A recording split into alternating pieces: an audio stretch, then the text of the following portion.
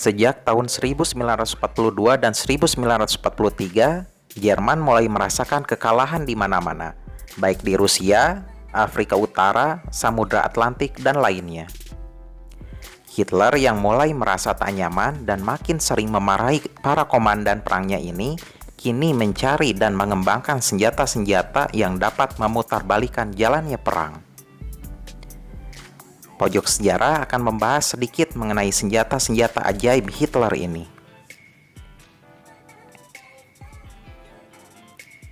Judulnya ialah Die Suche nach der Wunderwaffe, yang artinya pencarian senjata-senjata ajaib. Admin sendiri memodifikasi terjemahannya agar lebih mudah dipahami oleh sobat sejarah. Seperti biasa, sumbernya berasal dari buku Der Zweite Weltkrieg, Ursachen, Ereignisse und Auswirkungen, serta sedikit data dari buku The Nazis War Machines, terbitan majalah angkasa. Admin sedikit memodifikasi ulang terjemahannya agar sobat sejarah bisa lebih memahami tulisan dari buku tersebut tanpa menghilangkan intisari dari teks aslinya. Seperti apa pembahasannya? Simak terus. Karena kekalahan Jerman telah ada di depan mata, Hitler mengharapkan sebuah titik balik pertempuran melalui senjata ajaib. Faktanya, pada tahun 1944, memang terjadi perkembangan baru dalam teknologi perang, seperti roket balistik ataupun mesin jet. Tetapi jelas bahwa Amerika lah, bukan Jerman, dengan proyek bom atomnya yang benar-benar menjadi senjata ajaib dengan daya rusak yang paling besar. Ilmuwan di pengasingan. Jerman memang memiliki tradisi dalam melahirkan ilmuwan-ilmuwan hebat. Tetapi setelah cengkeraman kekuasaan Nazi, banyak peneliti yang mayoritas Yahudi mesti meninggalkan negara tersebut untuk menghindari penangkapan dan pembunuhan. Ilmuwan lain seperti Otto Hahn, Werner Heisenberg, atau Carl Friedrich von Weizsäcker mencoba mengembangkan bom atom untuk Nazi, tetapi sampai perang berakhir, upaya itu tidak berhasil. Bom terbang V1. Bom terbang Vissler 103 yang mulai digunakan tahun 1944 atau lebih dikenal sebagai V1 merupakan bom sederhana namun efektif. Ia adalah pesawat terbang nirawak yang membawa bahan peledak. Setelah mesinnya mati, pesawat akan terjun menghantam tanah dan kemudian meledak. V1 kebanyakan digunakan untuk menghantam kota London dan juga Antwerp di Belgia. Kerusakan akibat bom V1. Bom V1 menimbulkan ketakutan lebih besar bagi warga London ketimbang Blitzkrieg itu sendiri. Dari bulan Juni hingga September 1944, bom ini berterbangan siang dan malam, menghancurkan London dan sekitarnya dan menimbulkan banyak korban jiwa.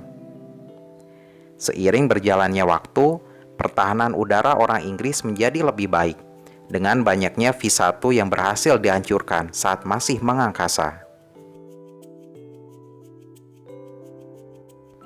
Peneliti roket Wernher von Braun yang menjadi anggota NSDAP sejak 1938 dan anggota SS sejak 1940 memimpin sebuah grup penelitian dan pengembangan yang merancang roket V1 dan V2. Karena Amerika tertarik pada keahliannya, ia dan ilmuwan lainnya dibawa ke Amerika agar mereka dapat terus mengembangkan teknologi roket yang pada akhirnya berandil besar dalam program luar angkasa negara adidaya ini.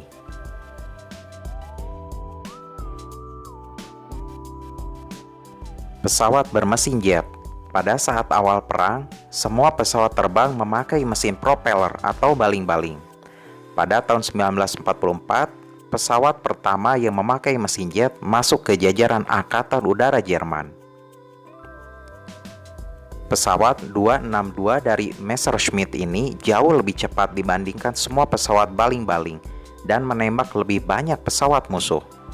Tetapi ia juga sering mengalami gagal mesin dan juga sering ditembak jatuh. perang gas. Selama perang, Jerman juga mengembangkan gas kimia berbahaya seperti sarin. Tetapi gas tak pernah digunakan, karena Jerman takut pada pembalasan besar-besaran oleh sekutu.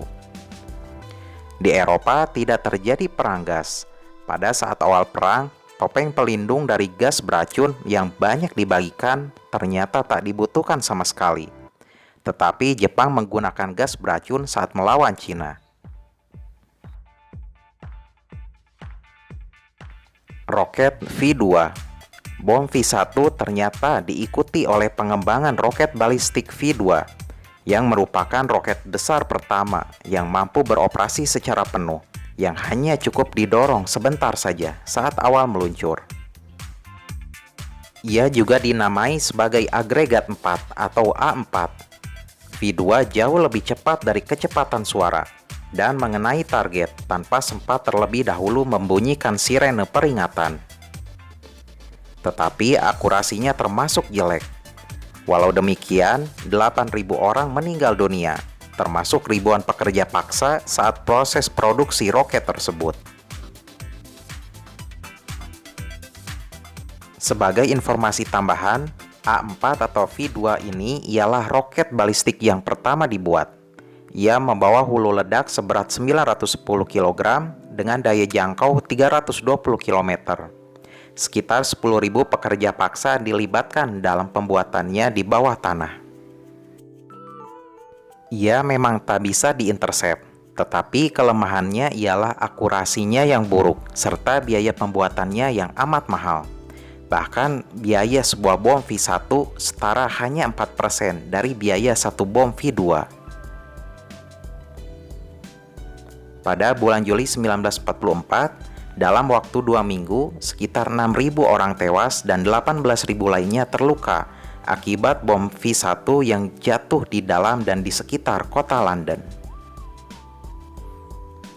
Senjata-senjata yang telah disebutkan tadi bisa dikatakan mengalahkan teknologi yang dimiliki Sekutu dan Soviet. Namun sekali lagi, Amerika lah yang pertama kali berhasil menciptakan senjata ajaib paling mematikan, yaitu bom atom. Setelah Jerman kalah, Amerika dan Soviet berlomba-lomba merekrut para mantan ilmuwan Hitler ini untuk mengembangkan teknologi yang dibuat sebelumnya. Teknologi mesin jet, roket, dan lainnya terus diteliti lebih jauh. Bahkan para insinyur yang membuat A4 ini banyak berkontribusi dalam pengembangan rudal ICBM dan program luar angkasa. Khusus mengenai Wernher von Braun dan juga ilmuwan lainnya, mereka selamat dari hukuman dan tuduhan penjahat perang, baik oleh Sekutu maupun Soviet. Von Braun memang telah terlihat potensinya saat berhasil meraih titel doktor di bidang fisika di usia 22 tahun. Setelahnya, ia banyak dilibatkan dalam sejumlah proyek prestisius Nazi. Dan setelah Jerman kalah, Departemen Perang Amerika melancarkan operasi Paperclip yang bertujuan untuk membawa para ex-Nazi yang bertalenta untuk bekerja di Amerika dan juga diberi kewarganegaraan Amerika. Von Braun terus mengembangkan roketnya berdasarkan contoh dari V2. Pada saat itu, Amerika dan Soviet tengah berlomba-lomba menuju luar angkasa. Ia akhirnya berhasil merancang roket Saturn V yang nantinya membawa Neil Armstrong menjejakkan kaki di bulan. Kontribusinya bagi NASA sangatlah krusial. Para insinyur Jerman yang tadinya diperintahkan untuk membuat senjata-senjata yang mematikan, tetapi pada akhirnya malah menciptakan banyak teknologi yang sangat bermanfaat bagi umat manusia.